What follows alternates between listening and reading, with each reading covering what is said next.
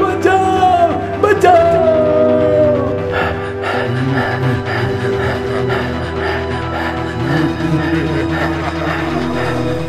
মানুষ জীবনে কতই না অভিজ্ঞতা অর্জন করে।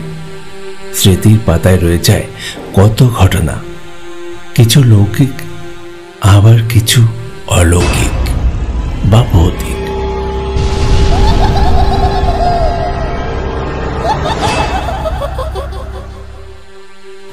আজ এমনই একটি ভৌতিক ঘটনা বা অভিজ্ঞতার কথা শোনাবো। ঘটনাটি পাঠিয়েছেন একজন দর্শক বন্ধু তাপস মণ্ডল। ঘটনাটি খুবই ছোট, তাই গল্পটিও খুবই ছোট। আমি জানি আপনারা একটু বড় গল্প দেখতে পছন্দ করেন। পরবর্তী বড় গল্প তৈরি হচ্ছে, আপলোড হবে খুব তাড়াতাড়ি। তার আগে এই ছোট্ট গল্পটি বোনাস হিসেবে আপনাদেরকে উপহার দিলাম। শুরু করছি আজকের গল্প।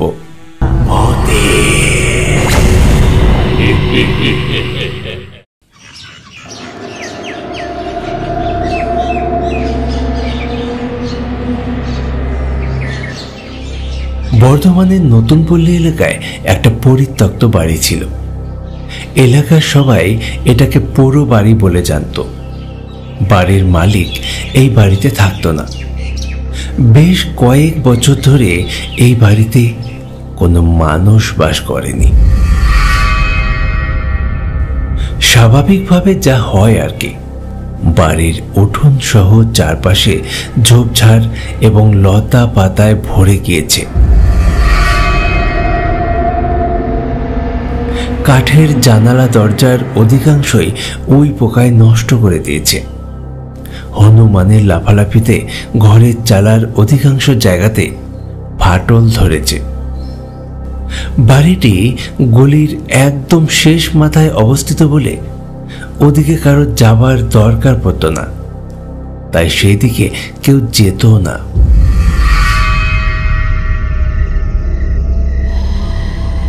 শুরুতে এই বাড়িতে কোনো সমস্যা ছিল না, তবে সমস্যা শুরু হলো কয়েক বছর পর থেকে। এই বাড়িটি কারো কাছে স্বাভাবিক মনে হতো না। সকলে বুঝতে পারল এই বাড়িতে কেউ থাকতে শুরু করেছে। এই বাড়ি আর ফাঁকা নেই।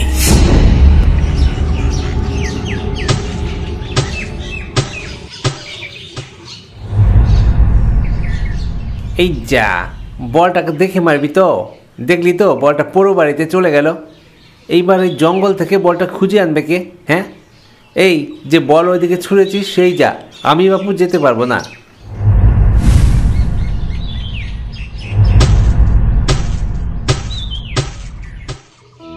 ও তেরি, বলটা চলে এলো কি করে? হ্যাঁ, ভিতরে কি কেউ আছে নাকি? ওখান থেকে মনে হয় কেউ ছুঁড়ে মারলো। চল তো দেখি, ভিতরে চল তো।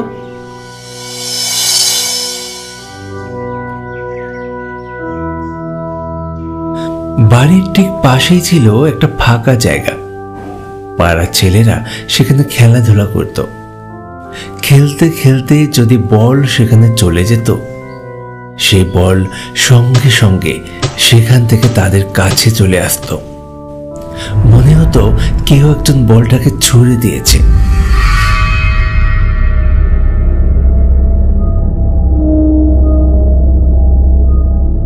বাড়িতে কেউ আছেন? কেউ আছেন নাকি এইখানে? এই যে বাড়িতে কেউ আছেন? ছেলেরা সবাই মিলে সেই বাড়িতে যেত, সেখানে কেউ আছে কিনা সেটা দেখার জন্য, কিন্তু কাউকেই তারা দেখতে পেত না।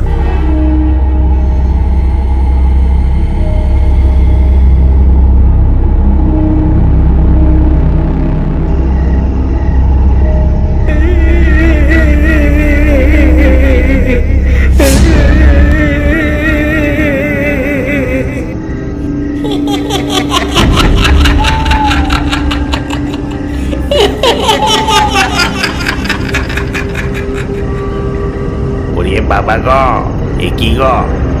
এই বড় বাড়ি থেকে নানা রকম শব্দ আসছে তো। হ্যাঁ, কেউ হাসছে মনে হয়, আবার মনে হয় কেউ কাঁদছে।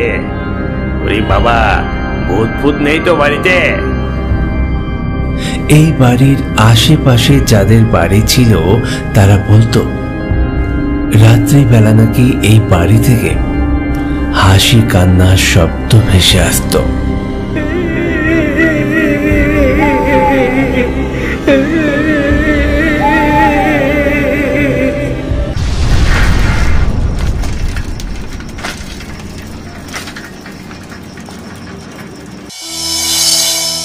এই বাড়ি থেকে দুটো বাড়ির পরের একটি বাড়িতে একজন রিক্সাওয়ালা ঘর ভাড়া নিয়ে থাকতে শুরু করলো।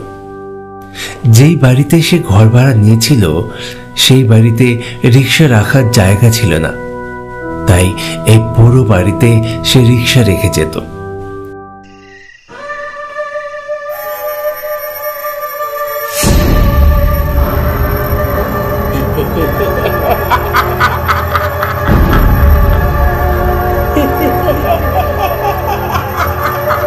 সেই সন্ধেবেলা যেখানে রিক্সা রেখে যেত, সকালে যে দেখত সেই রিক্সাটা সেখানে নেই, অন্য জায়গায় রয়েছে।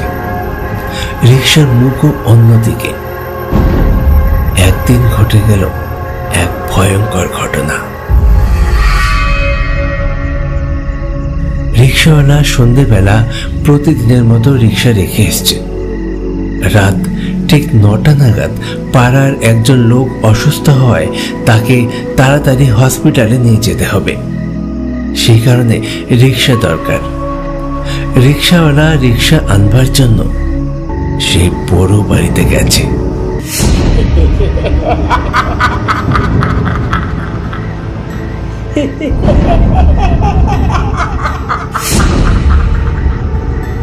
দেখতে পায় রিক্সায় কেউ বসে আছে।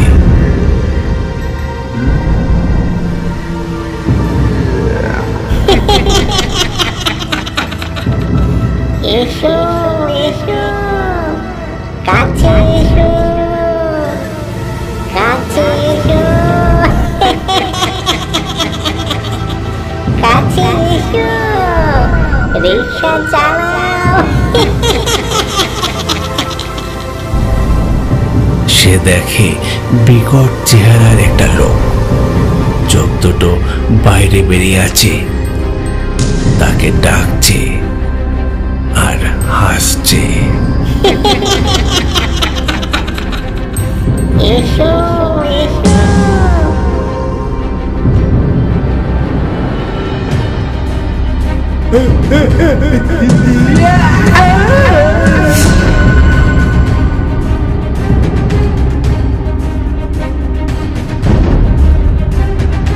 সেই রিক্সাওয়ালা চিৎকার করে অজ্ঞান হয়ে মাটিতে পড়ে যায়। তার চিৎকার শুনে পাড়ার লোকজন ছুটে আসে, জল ছিটিয়ে তার জ্ঞান ফেরায়। তার মুখে সবকিছু শুনে সকলে ভয় পেয়ে যায়। হ্যাঁ হ্যাঁ, তুমি ঠিকই বলেছ। আমি অনেকদিন ধরেই এই বাড়ি থেকে হাসি কান্নার শব্দ শুনতে পাই। এই বাড়িতে নিশ্চয় ভূত আছে, ভূত আছে গো, সত্যি সত্যি ভূত আছে। তারপর থেকে এই বাড়ির নাম হয় ভুতুরে বাড়ি। বাড়ির সামনে বোর্ড লাগিয়ে দেয়, তাতে লেখা থাকে ভূত হইতে সাবধান।